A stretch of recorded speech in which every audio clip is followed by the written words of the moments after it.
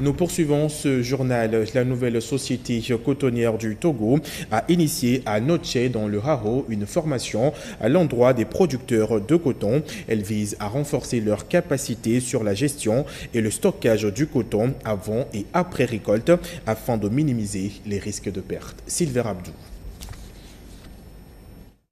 Dans ce champ, un échantillon de producteurs venus de la Maritime et des plateaux sud.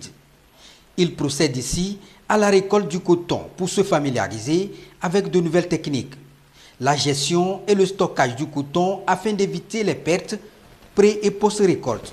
Sur place, ils ont suivi de bout en bout le montage du dispositif de stockage du coton, une étape essentielle pour assurer une gestion saine de l'or blanc et prévenir les pertes fréquemment observées.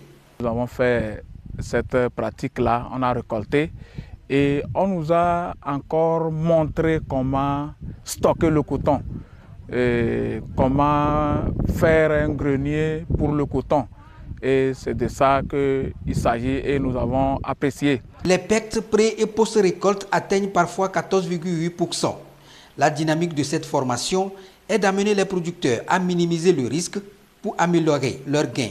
C'est pour pouvoir augmenter les revenus de nous, les producteurs.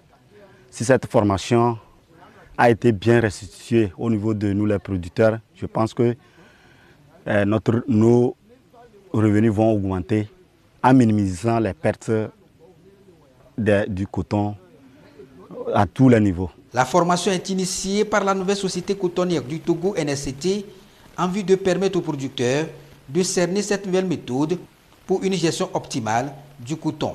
Ces pertes engendrent la diminution du revenu du producteur.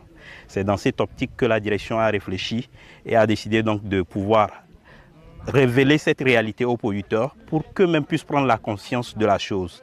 Et donc on a organisé cette formation pour que nous puissions amener les producteurs à prendre conscience de la situation et voir dans l'ensemble comment agir pour pouvoir diminuer aussi considérablement les pertes. Les producteurs bénéficiaires de cette formation auront la responsabilité de dupliquer la méthode auprès de leurs collègues pour réduire le risque global d'au moins 50%.